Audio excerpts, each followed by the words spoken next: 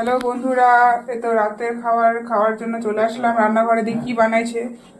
রুটি আর কি মা, ওই যে দুপুরের নিরামিষ তরকারি আছে, আর ডালও আছে, আর ডিম। মা ডিম, এই যে পোচের ডিম দিয়ে দেওয়া হলো, উপর থেকে একটু লবণ দিয়ে দেওয়া হলো। এই যে ডিমের একটা একটা একটা করে এরকম করে পোচগুলো ভাজে নিতে হবে। পোচগুলো বেশি ভাজা হয়ে গেল। এই যে আরেকটা দিয়ে দেওয়া হলো। আমরা দুইজন মানুষ খাবো, 3টা ডিম। ডিমের পোজের কুসুমটা একদম গলে গেছে। একটা চলে গেল, ওপর থেকে একটু লবণ চলে যাবে।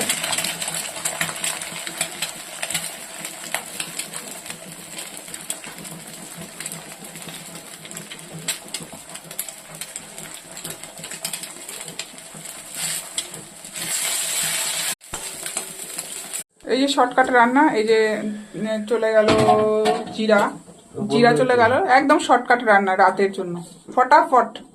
জিরা দেওয়ার পরে এই যে এবার পেঁয়াজটা চলে গেল।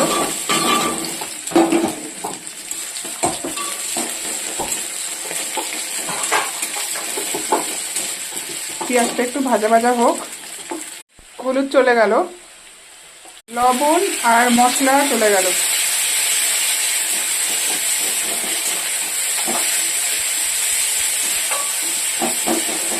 একদম অল্প মশলায় রান্না। সেদ্ধ করে রাখা আলুগুলো দিয়ে দিলাম, একদম শর্টকাটে যেটা করা যায়। বা সেটা একটু কষুক। এই কষানো হয়ে গেল, এবার দিয়ে দিব জল।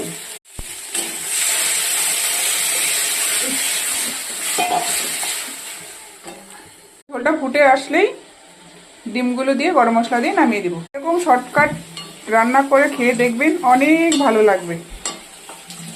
তো ঝোল ফুটে গেছে, এবার ডিমগুলো দিয়ে দিব।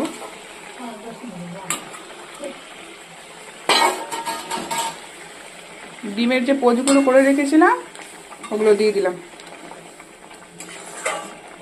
একদম 5 মিনিটের রান্না। ডিউটি থেকে এসে 5 মিনিটে রান্নাটা করে নিলাম। আমাদের হয়ে গেল পোচ দিয়ে আলু দিয়ে একটা সবজি, আর দুপুরের সবজি ছিল দুপুরের ডাল, গরম ধোয়া ওটা ভাত টমেটো সেদ্ধ দিয়ে।